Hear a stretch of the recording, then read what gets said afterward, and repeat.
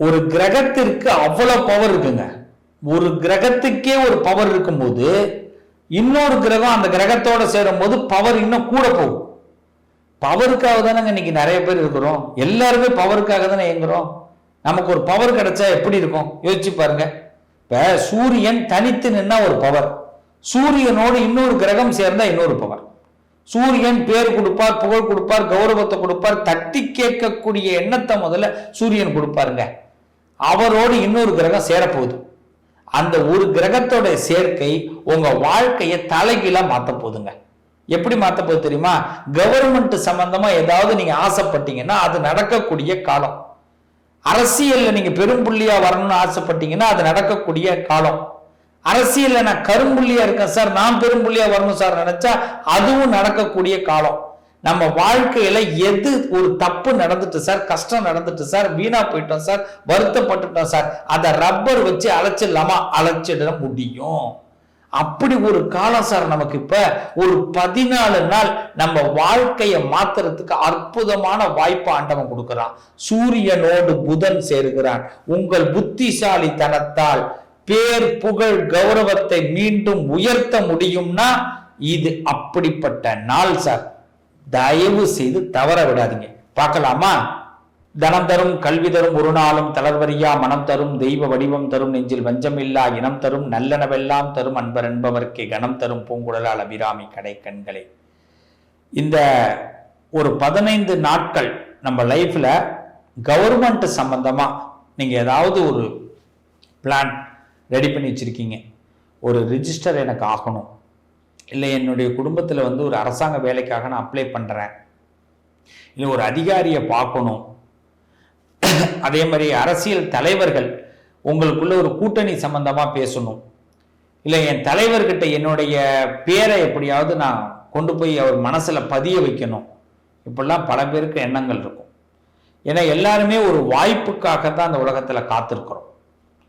எப்படி? ஒரு வாய்ப்புக்காகத்தான். கடவுள் சில நேரங்களில் வாய்ப்பு கொடுப்பார். அந்த வாய்ப்பை நாம பயன்படுத்திக்கணும். சரியாக சொல்லும் பொழுது சித்திரை மாதம் 31ஆம் தேதி வரை 14/5/2025 வரை, மீண்டும் சொல்றேன், 14/5/2025 வரை. எத்தனாம் தேதியில இருந்துன்னா 1ஆம் தேதியில இருந்து மே மாதம் 1 முதல் 15 தேதிக்குள், அதாவது 14/5/2025க்குள் நிச்சயம் இதை நீங்க ஃபாலோ பண்ணுங்க. கண்டிப்பா நீங்க ஜெயிக்கலாம். யார் யார்? நான் அரசியல் சம்பந்தமா நான் ஈடுபடுறேன் சார், என் அரசியல் தலைவரை நான் சந்திக்கணும்னு ஆசைப்படுறேன், கண்டிப்பா சந்திக்க முடியும். அரசியல் தலைவர்கிட்ட என்னுடைய இப்போ ஊராட்சி மன்றமா இருக்கலாம், இல்லை பேரூராட்சியா இருக்கலாம், உங்க வட்டமா இருக்கலாம், மாவட்டமா இருக்கலாம், இந்த தலைவர்களை நான் போய் பார்க்கணும், அவர் மனசுல நான் இடம் பிடிக்கணும் நீங்க நினைச்சீங்கன்னா இடம் பிடிக்க முடியும். கனக்கச்சிதமா பிளான் நடத்தலாம். இந்த செஸ் போட்டி மாதிரி தான் விளையாட்டு. இந்த நேரம் அதுதான் சரியா காய்களை நகர்த்துற டைம். அதனால அரசியல் சம்பந்தமானவர்களுக்கு மிகுந்த யோகம். நீங்க மாநில அரசா இருக்கலாம், மத்திய அரசா இருக்கலாம், இதுல எதுல வேணாலும் நீங்க தலையிட்டு இருக்கலாம். யார் மூலமா உங்களுக்கு ஒரு ஸ்கெட்ச் நடக்கணும், உங்க சொந்த அபிப்பிராயமாக செயல்படுறதா இருந்தா கூட இந்த நேரத்தில் நீங்க செயல்படுங்க. அதாவது மே 1 முதல் 14 வரை பொலிட்டிக்கல் ரீதியா உங்களுக்கு பெஸ்ட் டைம். பொலிட்டிக்கல்ல இருக்கிறவங்களுக்கு நல்லா ஞாபகம் வச்சுக்கோங்க. தைரியமா களத்துல இறங்குங்க. அதாவது ஒன்னே ஒண்ணுதான், எதையுமே வெளிப்படையா செய்யாம மறைமுகமா செய்யுங்க. இப்ப ஒரு தலைவரை பார்க்க போறேன் அப்படின்னு சொன்னா நடக்காது. நீ உங்களுக்கு மட்டும் தான் தெரியணும் ஒரு தலைவர் இன்னைக்கு போய் பார்க்க போறோம். கனக்கச்சிதமா பிளான் போடுங்க, சக்சஸ் ஆகும். அதே மாதிரி அரசியல்ல இருக்கக்கூடியவர்களுக்கு நல்ல மாற்றம், நல்ல மனநிலை இப்போ ஏற்படும். உங்களுக்குள்ள இருக்கிற அந்த புத்திசாலித்தனம், அந்த பிளானிங், புது கூட்டணியை உருவாக்கலாம், புதிய மனிதர்கள்ட்ட பேசலாம். உங்களுடைய எதிர்காலத்திற்கு இது சிறப்பான நேரம். இந்த 15 நாள் உங்க எதிர்காலத்தை மிகப்பெரிய அளவுல ஒரு வட்டத்துக்குள்ள கொண்டு வர முடியும். நீங்க நினைச்ச இலக்கை அடைய வாய்ப்பு நல்லா இது பயன்படுத்திங்க. அடுத்தது, அரசியல்வாதிக்கு சொல்லிட்டீங்க சார், நாங்க பொதுமக்கள் இருக்கவங்க என்ன பண்ணலாம்? நீங்க ஒரு ஆர்டிஓ ஆபீஸ்ல போய் ஒரு எடுத்துக்கிட்டு இருக்க ஒரு பிரச்சனை, ரிஜிஸ்டர் ஆபீஸ்ல பிரச்சனை எடுத்துக்கிட்டு இருக்கு, இல்லை ஒரு அதிகாரியை நான் மீட் பண்ணி இது எனக்கு நடக்கணும், எனக்கு சின்னதாக நான் வந்து ஒரு ரேஷன் கார்டு வாங்கணும், இல்லை ஓட்டர் ஐடி வாங்கணும், இது மாதிரி அரசியல் சம்பந்தமா அதிகார சம்பந்தமா நிறைய விஷயங்கள் இருக்கு இல்லைங்களா, இதெல்லாம் இந்த நேரத்தில் பிளான் பண்ணுங்க, கண்டிப்பா சக்சஸ் ஆகும். கவர்மெண்ட்ல எத்தனையோ திட்டங்கள் போட்டிருக்காங்க, மத்திய மாநில கவர்மெண்ட்ல. அந்த திட்டங்கள்லாம் எனக்கு வந்து தெரியவே இல்லை சார், இப்பதான் தெரியுது, இதுக்கு அப்ளிகேஷன் போடணும், நான் என்ன பண்றது, இப்போ போடுங்க, அந்த அப்ளிகேஷன்லாம் கிடைக்கும்.